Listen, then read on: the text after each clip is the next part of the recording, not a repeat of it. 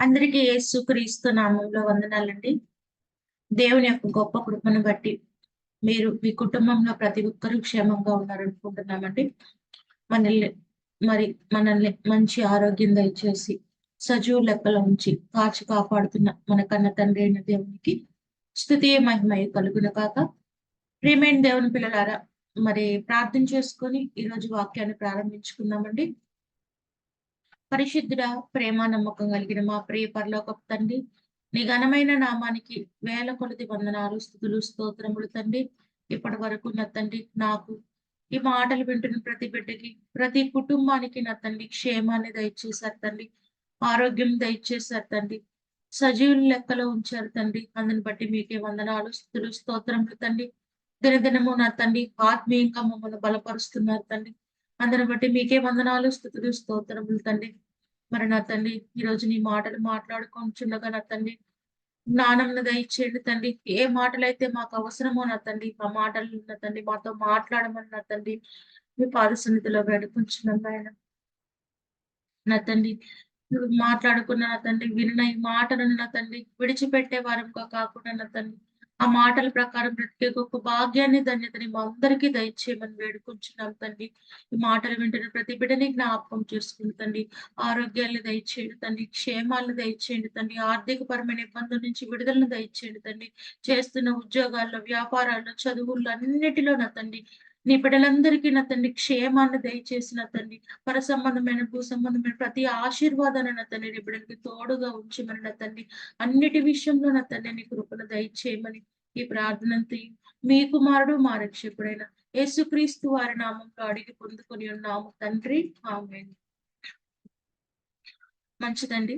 ప్రేమైన దేవుని పిల్లారా, మరి గత 2 వారాలుగా మనము మరి అంజూరపు చెట్టు గురించి, మరి ద్రాక్షావల్లి గురించి, మరి రాయబడిన మాటలను మనం జ్ఞాపకం చేసుకుందామండి. ఎందుకు దేవుడు మరి వాటిని ఉపమానంగా రాయించి ఇచ్చాడో, వాటి ద్వారా నేర్చుకోవాల్సిన పాఠాలేమిటో, వాటిలాగా ఎలా ఫలించాలో అన్న మాటలను మనం మాట్లాడుకొని ఉన్నాము. ఈరోజు మరి ఉపమానంగా రాయబడిన మరి ఇంకొక చెట్టు గురించి, బైబిల్ గ్రంథంలో రాయబడిన ఇంకొక చెట్టు గురించి కొద్ది మాటలు మాట్లాడుకుందాం ప్రియమైన దేవుని పిల్లారా. మరి ఒలీవ చెట్టు గురించి, మరి ఒలీవ చెట్టు గురించి కొద్ది మాటలు మనము జ్ఞాపకం చేసుకుందామండి. మరి ముందుగా మనం గనుక జ్ఞాపకం చేసుకున్నట్లయితే ప్రియమైన దేవుని పిల్లారా, క్రైస్తవులమైన మనము ప్రార్థన చేసుకుంటూ ఉంటాము, మందిరాలకు వెళ్తూ ఉంటాము, స్తుతిస్తూ ఉంటాము దేవుణ్ణి, మరి పాటలు పాడుకుంటూ ఉంటాము. ఇలా అనేక దైవ కార్యక్రమాలు మనము చేస్తూ ఉంటాం ప్రియమైన దేవుని పిల్లారా. అయితే జాగ్రత్తగా ఆలోచించినట్లయితే మరి చాలా వరకు క్రైస్తవులమైన మనము అనేక కార్యక్రమాల్లో పాల్గొన్నా కూడా అవి మొక్కుబడిలాగా మనము చేస్తూ ఉంటాము. ఒక మొక్కుబడి ప్రకారంగా ప్రార్థన చేయాలి కాబట్టి చేస్తున్నట్టు, మందిరానికి వెళ్ళాలి కాబట్టి వెళ్తున్నట్లు, ఇలా మన మొక్కుబడి క్రైస్తవులుగా మనం జీవిస్తూ ఉంటాం ప్రేమైన దేవుని పిల్లరా. మరి అట్లా అలా జీవించకుండా అసలు ఈ క్రైస్తవులుగా మనం ఎలా ఉండాలి అన్న దానికి ఉదాహరణగా మరి దేవుడు ఈ ఒలీవ మొక్కను ఉదాహరణగా మనకి బైబిల్ గ్రంథంలో చూపిస్తున్నాడండి. మనం ఒక మాటను మనం చూసుకున్నట్లయితే దావీదు గారి కీర్తనల గ్రంథంలో ఒక మాట మాట్లాడతాడండి. ఆ మాటను గనుక మనం చూసుకున్నట్లయితే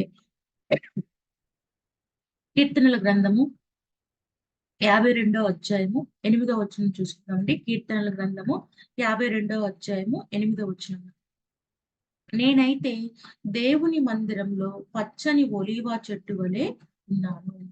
ఇక్కడ దావీదు గారు ఒక మాటను మాట్లాడుతూ మరి తనను ఒలీవ చెట్టుతో పోల్చుకున్నట్లు మనకి ఇక్కడ కనపడుతుందండి. ఒలీవ చెట్టు అయితే కాదు కానీ పచ్చని ఒలీవ చెట్టు వలె ఉన్నానని చెప్పి ఇక్కడ దావీదు గారు మాట్లాడుతున్నట్లు మనకి కనపడుతుంది ప్రేమైన దేవుని పిల్లరా. అనగా దేవుని మందిరంలో ఎలా ఉండాలని, ఒక మా మాదిరికరంగా ఎలా ఉండాలని చెప్పి మాట ద్వారా మనకు అర్థమవుతుందంటే ఒక ఒలీవ చెట్టు వలె మనము ఉండాలంట దేవుని మందిరంలో. ఇక్కడ దావీదు గారు మాట్లాడుతూ తానైతే పచ్చని ఒలీవ చెట్టు వలె ఉన్నానని చెప్పి తనను తాను ఒలీవ చెట్టుతో పోల్చుకున్నట్లు మనకి ఇక్కడ కనపడుతుంది. అయితే మనం అలా పోల్చుకోవాలంటే అసలు ఒలీవ చెట్టు యొక్క లక్షణాలు ఏంటి, దానిలా ఉండటం అంటే ఎలా ఉండాలి, ఆ లక్షణాలను ఏమిటి, మనం ఏం కలిగి ఉండాలనే విషయాన్ని కనుక మనం తెలుసుకున్నప్పుడే మనం మనల్ని ఒలీవ చెట్టుతో పోల్చుకోవడానికి అవకాశం ఉంటుంది ప్రేమైన దేవుని పిల్లలు. కాబట్టి ఒలీవ చెట్టు యొక్క లక్షణాలు కనుక మనము జ్ఞాపకం చేసుకున్నట్లయితే ప్రేమైన దేవుని పిల్లరా, ఈ మాటల్లో చెప్పబడినట్లు దావీదు గారు మాట్లాడినట్టు పచ్చని ఒలీవ చెట్టు వలె. మరి ఒలీవ చెట్టు మనం గనక చూసినట్లయితే అది పచ్చగా చిగురిస్తున్నట్లు ఒలీవ చెట్టు కనపడుతుంది ప్రేమగా. 1000 సంవత్సరాలైనా సరే ఆ చెట్టు నుంచి మంచి ఫలాలు ఫలించేదిగా ఒలీవ చెట్టు కనపడుతుందంట. అంతేకాదు కానీ మరి మంచి ఎత్తు కలిగి మరి పచ్చగా ఆకులతో చిగురిస్తూ అనేక సంవత్సరాలు జీవించినా సరే మంచి ఫలాలను ఒలీవ చెట్టు ఫలిస్తూ ఉంటుందంట ప్రేమగా పిల్లలు. అందుకనే దావీదు గారు ఒలీవ చెట్టుతో పోల్చుకున్నట్లు మనకు అక్కడ కనపడుతుంది ప్రేమగా పిల్లల. మరి జాగ్రత్తగా గనక మనం ఆలోచించినట్లయితే ఇంకా అనేక లక్షణాలు ఈ ఒలీవ చెట్లో గనక మనం జ్ఞాపకం చేసుకున్నట్లయితేనండి, మనందరికీ తెలుసు జలప్రళయం కాలంలో మరి నోవాహు గారు మరి జలప్రళయము అయిపోయిన తర్వాత మరి భూమి మీద నీళ్లు ఉన్నాయా లేదా అని మరి తెలుసుకోవటానికి, సమాధానం పొందటానికి మరి ఒక పావురాన్ని పంపించినప్పుడు ఆ పావురము మరి ఏ ఆకును తీసుకొచ్చినట్లు రాయబడి ఉంటుందంటే ఒలీవ కొమ్మని తీసుకొచ్చినట్లు మనకి బైబిల్ గ్రంథంలో రాయబడి ఉంటుంది ప్రేమైన పిల్లలు. అంటే ఎటువంటి పరిస్థితులైనా ఎటువంటి మరి ఈ సిచ్యువేషన్స్ ఎదురైనా సరే మన ఒలీవ చెట్టు పచ్చగా అలా చిగురిస్తూ ఉంది కనుకనే మరి పావురం ఆ ఆకును పట్టుకొని రావటం అనేది జరిగింది. మరి నోవాహు గారికి సమాధానం అనేది జరిగింది ప్రేమైన పిల్లల. అంటే ఈ భూమి మీద నీళ్లు నిలిచి ఉండినట్లు ఆయన మరి గ్రహించి సమాధానం కలిగినట్లు మనకి కనపడుతుంది ప్రేమైన పిల్లలు. అనగా అనేక సంవత్సరములైన ఎటువంటి పరిస్థితులైనా సరే అది చక్కగా ఫలాలు ఫలిస్తూ చిగురిస్తూ పచ్చగా మరి ఉంటుందని చెప్పి మనకి కనపడుతుంది. అంటే మనము కూడా ఒలీవ చెట్టు వలె ఎటువంటి ఇబ్బందులైనా ఎటువంటి పరిస్థితులైనా ఆత్మీయంగా మన ఫలాలను ఫలించే వారిలాగా ఉండాలని అర్థం ప్రేమైన పిల్లలు. ఇంకా కనుక మనం చూసుకున్నట్లయితే మనము ఆలోచించినట్లయితే మీరు చదువుకున్నట్లయితే ప్రేమైన పిల్లరా న్యాయాధిపతుల గ్రంథంలో రాయబడి ఉంటుంది. న్యాయాధిపతుల గ్రంథంలో మనం గనక ఇక్కడ చూసుకున్నట్లయితే అనేక చెట్లు వచ్చి మరి తమకు రాజుగా మరి తమకు పైన ఉండమని చెప్పి ఒలీవ చెట్టుని అడిగినప్పుడు మరి ఒలీవ చెట్టు ఒక మాట మాట్లాడినట్టు మనకి ఆ సందర్భంలో కనపడుతుంది ప్రేమేందోని పిల్లారా. మరి మనుష్యులను మరి దేవునికి మరి గణపరిచేదిగా ఉండే నా తైలాన్ని ఇవ్వటం మానేసి నేను మీ పనులు చూసుకుంటూ ఉంటానా అని చెప్పి ఒలీవ చెట్టు మాట్లాడిన సందర్భం మనకి న్యాయాధిపతుల గ్రంథంలో కనపడుతుంది. మనం అనేక సార్లు చదువుకుని ఉన్నాము. మరి ఆ సందర్భాన్ని బట్టి మనకి ఏం అర్థమవుతుందంటే ప్రేమేంద్రులారా, చెట్లన్నిటి మీద రాజుగా ఉండటం కన్నా దేవుణ్ణి గణపరిచి తైలాన్ని ఇవ్వటం మీద తన దృష్టి ఉన్నట్లు మనకు అక్కడ కనపడుతుంది. అంతేకాదు ఇంకొక మాట కూడా మనకి దాని ద్వారా అర్థమవుతుంది. తనను తాను తగ్గించుకుంటుంది. ఒక రాజుగా గొప్పగా చెట్లన్నిటికీ రాజుగా ఉండటం కంటే దేవుణ్ణి మహిమపరచడమే గొప్ప అని చెప్పి ఒలీవ చెట్టు నిర్ణయించుకున్నట్లు మనకు ఆ సందర్భంలో అర్థమవుతుందండి. అంటే తనను తాను తగ్గించుకుంటుంది. బైబిల్ గ్రంథంలో తెలియచేయబడి తనను తాను తగ్గించుకున్న వాళ్ళు హెచ్చించబడతారని. ఇక్కడ కూడా ఒలీవ మొక్క యొక్క సందర్భాన్ని మనం జ్ఞాపకం చేసుకున్నట్లయితే అది తనను తాను తగ్గించుకొని తన తైలం ద్వారా దేవుణ్ణి మహిమపరిచే విషయంలో మరి అది ఎక్కువగా ఉండాలని చెప్పి మరి మాట్లాడినట్టు మనకు ఆ సందర్భంలో అర్థమవుతుంది ప్రేమ దేవుని పిల్లలు. అనగా ఒలీవ చెట్టు ద్వారా మనం నేర్చుకోవాల్సింది మనల్ని మనము తగ్గించుకోవాలి, దేవుణ్ణి మహిమపరచుకోవాలి ప్రేమ దేవుని పిల్లలు.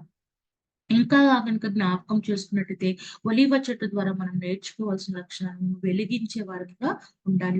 ఒలీవ మరి ఆ నూనె మరి వెలుగునిచ్చేదిగా ఉంటుంది.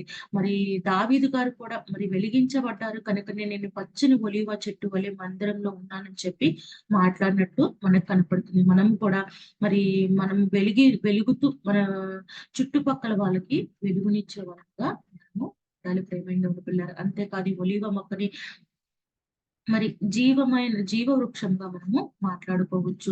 జీవాన్నిచ్చే వృక్షముగా, జీవాహారంగా దీన్ని మనము చెప్పుకోవచ్చు ప్రేమైన పిల్లరా. నిజంగా ఈ ఒలీవ మొక్క యొక్క లక్షణాలు మనం జ్ఞాపకం చేసుకున్నట్లయితే అటువంటి లక్షణాలు మన ఆత్మీయ జీవితంలో కలిగి ఉండటము ఎంతో ప్రాముఖ్యం ప్రేమైన పిల్లరా. అందుకని అనేక సందర్భాల్లో సుమారు 25 సార్లు మరి బైబిల్ గ్రంథంలో ఒలీవ మొక్క యొక్క మాట గురించి రాయబడి ఉన్నట్లు మనము తెలుసుకోవచ్చు ప్రేమైన పిల్లరా. దానితో మరి ఉపమానంగా అనేక సార్లు మనకు తెలియచేయబడుతున్నాయంటే ఇలా కొన్ని రకాల మొక్కలు మనకు బైబిల్ గ్రంథంలో రాయబడుతున్నాయంటే వాటికి ఒక గొప్ప లక్షణాలు ఉంటాయి. ఆ లక్షణాలు ఏంటో తెలుసుకుని అటువంటి లక్షణాలు మనం కలిగి ఉండాలని చెప్పి దేవుడు మనకి వాటిని ఉపమాన రీతిగా తెలియచేయడం జరుగుతుంది ప్రేమైన పిల్లరా. ఈ లక్షణాలన్నీ తాను కలిగి ఉన్నాడు కనుకనే దావీదు గారు తనను తాను ఒలీవ మొక్కతో పోల్చుకున్నారు ప్రేమైన పిల్లరా.